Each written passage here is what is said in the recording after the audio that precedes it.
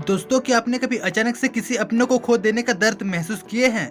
क्या आपने कभी ये महसूस किया है कि जैसे ये दुनिया एकदम से रुक गई है और हम सिर्फ उनके यादों के सहारे ही रह गए हैं? आई थिंक अब आपके दिमाग में दो सवाल घूम रहे होंगे। पहला, क्या ये हो सकता है? क्या किसी ने ऐसा फील किए हैं? दूसरा, अगर वाकई ऐसा हो गया तो हमें क्या करना चाहिए या क्या होगा? अगर पहला क्वेश्चन देखा जाए तो ये हो सकता है इस बुक के जो ऑथर हैं उन्होंने ऐसा फील किए हैं, और अगर दूसरा क्वेश्चन देखा जाए तो उस टाइम क्या करना है वो मैं आगे बताऊंगा। बस आप इस वीडियो में बने रहिए। और हाँ, अगर आपने अभी तक हमारे इस फैमिली के कैंडिडेट नहीं बने हैं तो जल्दी से चैनल को लाइक सब्सक्राइब करके हमारे इस फैमिली के कैंडिडेट बन जाइए।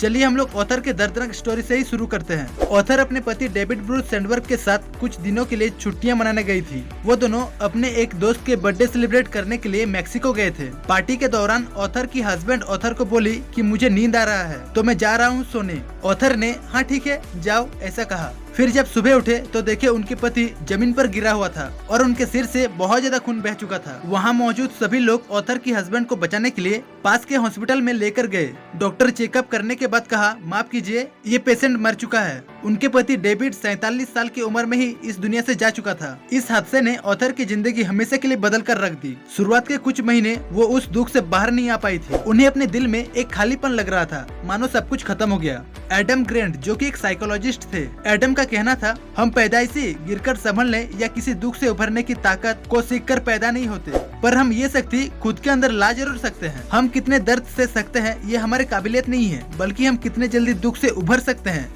ये हमारी असली काबिलियत है। सेरिल और एडम ने ये किताब खास इसलिए बनाई ताकि हमें पता चले कि कैसे लड़ना है। अगर हम ऑप्शन ए को खो चुके हैं तो हमें ऑप्शन बी के लिए खुद को तैयार करना है, और यही इस वीडियो में सीखेंगे। नंबर 1 है ब्रीदिंग अगेन। जब कोई बुरी घटना हमारे साथ घटता है तो हमें कुछ समय के लिए बहुत दुख होता है, पर हमें ये समझना चाहिए कि ये एक नॉर्मल सी बात है, क्योंकि हादसे होने के बाद भी हम उन चीजों के लिए खुद को सजा देते हैं जो हमने कभी की ही नहीं, और हम वही से उम्मीद छोड़ने लगते हैं। मार्टिन नामक साइकोलॉजिस्ट ने 3 ऐसे चीजों को ढूंढे हैं जो ऐसे हादसों के बाद इंसान को पहले की तरह नॉर्मल होने से रोकता है, जिन्हें 3 Ps कहा गया है: पर्सनलाइजेशन, प्रेसिवेंस और परमानेंस। पर्सनलाइजेशन यानी कुछ घटनाओं के लिए हम खुद को ही दोषी मान लेते हैं। प्रेसिवेंस यानी जिसमें हम सोचते हैं कि ये घटना हमारी जिंदगी के हर पहलू पर असर डालेगा। उसके बाद है परमानेंस, जिसमें हम सोचते हैं कि इस हादसे का दर्द हमारे जिंदगी के खत्म होने तक बना रहेगा। दोस्तों, एक बात याद रखिए, कोई भी हालात आपको बांध या रोक नहीं सकते, क्योंकि आप फिर से उठने की काबिलियत रखते हैं। आप फिर से नए शुरुआत कर सकते हैं। Number 2, kicking the elephant out of the room. Elephant in the room एक ऐसा मुद्दा है जिसके बारे में जानते तो सभी है, पर कोई बात नहीं करना चाहता। अगर हमारे जानने वाले किसी इंसान के साथ कोई दुर्भाग्यपूर्ण चीज घट जाए तो हमारे लिए उनसे सीधे तौर पर पूछना कि वो कैसे महसूस कर रहे हैं काफी मुश्किल हो जाता है। इनफैक्ट ऑथर ने भी ये चीज अपनी जिंदगी में महसूस की थी। कभी कभी लोग सोचते हैं कि हमें उन्हें अपनापन दिखाने के लिए फूलों से भरे शब्द या बहुत अंदरूनी सलाह देने की जरूरत है, पर सबसे कीमती चीज जो हम ऐसे इंसान से कह सकते हैं वो है स्वीकार करो। हम उन्हें हौसला देने की और ऐसे बुरे समय में उभरने की हिम्मत दे सकते हैं। Number 3, bouncing forward. ऑथर हमेशा ये मानती थी कि लोग जो देख नहीं सकते वो कभी बन भी नहीं सकते।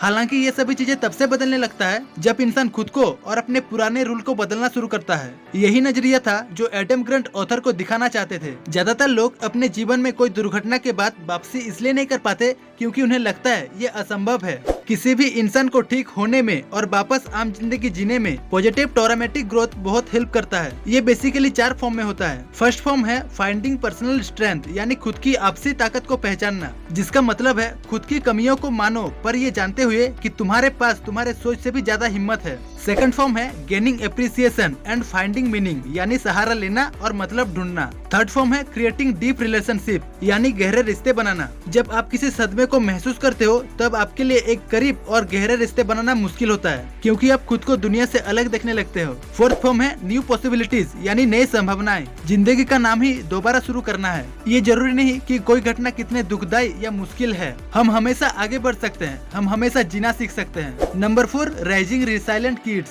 फ्लेक्सिबिलिटी वो नहीं जो जन्म के साथ आए, ये तो पूरे जीवन का एक प्रोसेस है जो हम धीरे धीरे सीखते हैं। हम सब जानते हैं कि जीवन में हमेशा खुशी और शांति नहीं होती। कभी न कभी हम खुद को ऐसा जगह पाते हैं जहां हम रास्ते खोज रहे होते हैं। किसी भी इंसान को फ्लेक्सिबल होने के लिए सबसे पहले उसको उसकी वैल्यूज और बिलीव्स को डेवलप करना होगा। पहले ये सोचना होगा कि उनका उनके जिंदगी पर पूरा हक है। खुद में फ्लेक्सिबल लाओ ताकि आप दूसरों को फ्लेक्सिबल बनने में मदद कर सको। अगर आपके ऑप्शन ए पूरी खत्म हो गया है तो आप ऑप्शन बी की तरफ जाओ, बजाय आप ऑप्शन ए के रोने बैठो। इस वीडियो को बनाना सिर्फ आंखों से आंसू पोंछना नहीं है, बल्कि आप अगर कभी भी ऐसे हालात से गुजरो तो आपको उससे बाहर निकलने और ऑप्शन बी की तरफ जाने में हेल्प हो। आपको सिर्फ इतना याद रखना है कि अभी भी सब कुछ खत्म नहीं हुआ है और इस सफर में आप अकेले नहीं हो। आप फिर से सांस ले सकते हो, खुश रह सकते हो और अपने जीवन जी सकते हो। हाथ से आपकी कहानी का अंत नहीं है। आई होप आपको ये वीडियो पसंद और समझ आया। मेरे बातें सब सुनने में अगर आपको अच्छा लगा तो चैनल को ग्रो करने में मदद कीजिए। Wish you all the very best. Thank you for watching. जय हिंद।